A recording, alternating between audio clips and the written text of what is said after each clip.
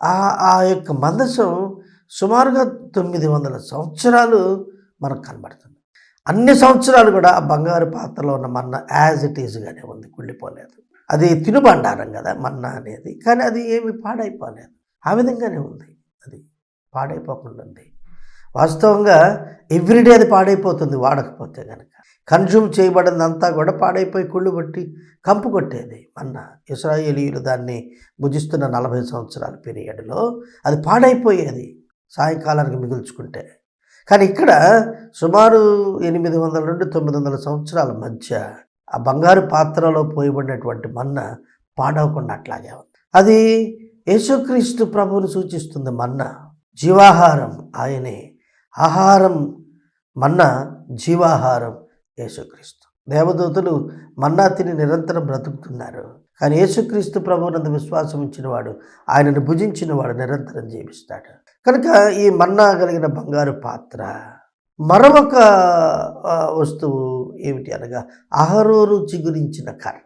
అహరోనును దేవుడు ప్రధాన యాజకునిగా గుర్తించినప్పుడు మిగతా వారు అసూయపడి మిగతా గోత్రాల వారు మేము ముఖ్యం అని పోటీ పడితే దేవుడు మోషేకి చెప్పారు. మోషే ప్రజలతో చెప్పారు, 12 గోత్రాల వారు 12 ఎండిన కర్రలు తీసుకుని వచ్చి దేవుని సన్నిధిలో ఉంచాలి. అప్పుడు ఉదయానికి ఏ కర్ర అయితే చిగురిస్తుందో వాళ్ళే దేవుని యొక్క యాజకత్వానికి దేవుడు ఏర్పరచుకున్న వారిని తెలియజెప్పగా వారు 12 కర్రలు తెచ్చారు. వాటిలో అహరోను యొక్క కర్ర చిగురించింది. బాదపు పండ్లు కలిగి ఆకులు కలిగింది అయింది ఉదయానికల్లా. సాధారణంగా ఒక చెట్టు భూమి నుండి మొలకెత్తిన తర్వాత చిగురిస్తుంది. కానీ ఏ భూమి ఆధారం లేకుండానే అది చిగురించింది. చిగురించిన అహరోను కర్ర నిరంతర యాజకత్వానికి గుర్తు. అది యేసుక్రీస్తే. అహరోను చిగురించిన కర్ర. అలాగే బంగారు పాత్ర మన్నా కలిగింది. అక్కడ మధ్యలో తుమ్మకర్రతో చేయబడిన మందసం పెట్టి దానిలో ఇవి ఉంచబడాలి. అలాగే మోషే గారికి దేవుడిచ్చిన 2 రాతి పలకలు 10 ఆజ్ఞలు ఉన్నవి. వాటిని శాసనాలు అంటారు. ఆ శాసనాల రాతి పలకలు ఆ పెట్టెలో పెట్టేవారు. ఈ 3 కూడా యేసుక్రీస్తుని సూచిస్తున్నాయి. జీవాహారము, జీవవాక్యము, నిరంతర యాజకత్వం.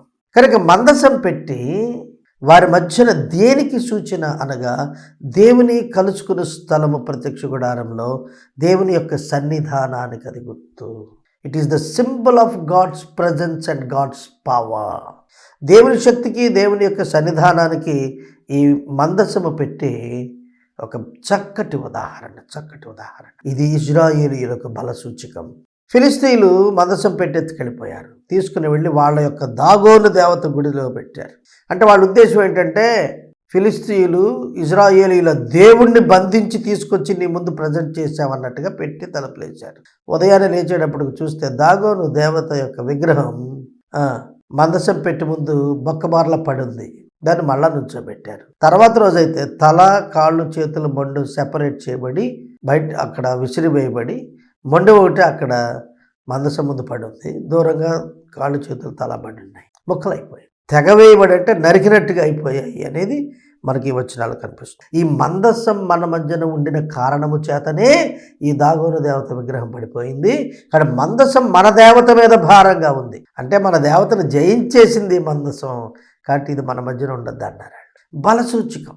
యెహోవా యొక్క బల ప్రదర్శన ఆ మందసంలో మనకు కనబడుతుంది. దీనికి ఒక మంచి పేరుంది. అదేమిటంటే సాక్ష్యపు మందసం.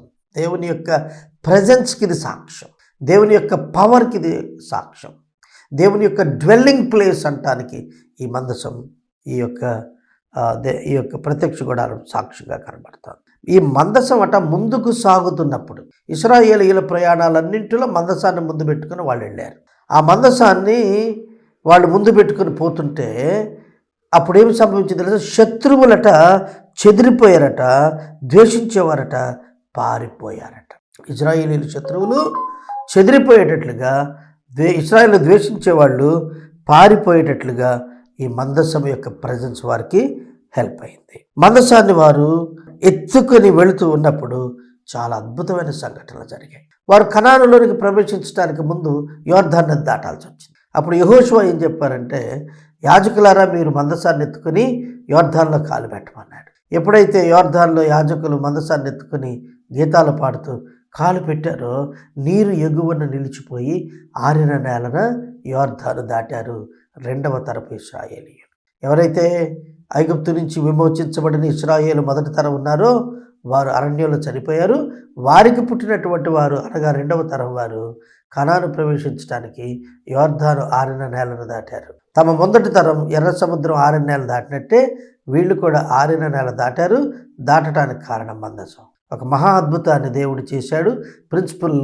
నేచురల్ ప్రిన్సిపల్, నీరు పల్లమెరుగును, కానీ నీరు పల్లమెరుగక ఎగువన నిలిచెను. ఈ మందసం ఇశ్రాయేలీలు పట్టుకుని వెళ్ళిపోయిన తర్వాత దానిని వెనకకి తెచ్చుకోవటానికి దావీదు ప్రయత్నం చేశాడు. ఒక క్రొత్త బండిని పంపించాడు, ఎడ్లను పంపించాడు. ఆ మందసాన్ని ఆ యొక్క కొత్త బండి మీద పెట్టాడు. తీసుకొని వస్తుంటే ఎద్దు కాలు జారింది, మందసం పడపోయింది. ఉజ్జా అనేవాడు చేయి చాచి మందసాన్ని అలా ఆపాడు పడకుండా. అక్కడే దేవుడు అతను మొత్తగా పడిపోయి చనిపోయాడు. మందసాన్ని ఎవరు ముట్టడానికి వీల్లేదు. It's a power house. కనుక దేవుని యొద్దకు ఎవడు రావటానికి వీల్లేదు. దానికి ఒక మార్గం ఉంది, అది యేసుక్రీస్తు ప్రభు. దేవుని యొద్దకు స్ట్రైట్గా వచ్చేస్తే దహించబడతాం, కాలిపోతాం, ఛాన్స్ లేదు. అందుకే యేసుక్రీస్తుని అంతే మనం దేవుని యొద్దకు రావాలి. ఉజ్జా అక్కడ చేయి చాపాడు, దేవుడు అతను మొత్తాడు, అక్కడ చనిపోయాడు. దావీదు భయపడి గిత్తీయుడైన ఒబేదెదోము ఇంట 3 మాసాలు ఆ మందసాన్ని వదిలిపెట్టాడు. అతని ఇంట, ఒబేదెదోము ఇంట మందసం ఉన్నప్పుడు ఆ ఇల్లు ఆశీర్వదించబడినట్లుగా చూస్తాం. సమూయేలు 2వ గ్రంథము 6వ అధ్యాయము 10వ వచనం. ఒబేదెదోము ఇంట మందసము ఉండగా అతని కుటుంబాన్ని దేవుడు దీవించాడు. అది దావీదుకి వినపడినప్పుడు మందసాన్ని తిరిగి తన పట్టణానికి తెచ్చుకోవటానికి ఉపక్రమించాడు. మందసం God's presence and power displayed among Israelites. వారి బలమే దేవుడి మందసం. ఆ మందసం యేసు క్రీస్తు ప్రభువును సూచిస్తుంది. యేసు క్రీస్తు ప్రభువే మన బలము, మన శక్తి, మన జ్ఞానము, మన వివేచన. ఆయన ద్వారానే దేవుని యొద్దకు మనం వస్తున్నాం. ఆయన యందే దేవుడు మన యొద్దకు వచ్చాడు. తన కుమారుని ద్వారా మనతో మాట్లాడాడు. కనుక క్రీస్తు యేసునందలి విశ్వాసం ద్వారానే పరలోక రాజ్యానికి దేవుని యొద్దకు మనం వస్తాం. ఈయన ఒక్కడే మార్గం, అనేక మార్గాలు లేవు. ఒకే ఒక మార్గం, ఆయనే ప్రభువైన యేసుక్రీస్తు. నేనే మార్గం, సత్యం, జీవం అని, నా ద్వారా తప్ప దేవుని యొద్దకు ఎవరు రారని యోహాను సువార్త 14వ అధ్యాయంలో ప్రభు సెలవిచ్చారు. ఈ సమయంలో వాక్యం వింటున్న ప్రతి ఒక్కరూ కూడా దేవుని బల సూచకమైనటువంటి మందసం, దేవుని యొక్క సన్నిధికి సూచన అయిన మందసాన్ని అనగా యేసుక్రీస్తు ప్రభువాన్ని రక్షకునిగా స్వీకరించి విశ్వాసం ఉంచి నిత్య జీవమునకు వారసులు కావాలని కోరుతున్నాము. అట్టి కృప పరిశుద్ధాత్మ దేవుడు మీకు దయచేయను గాక.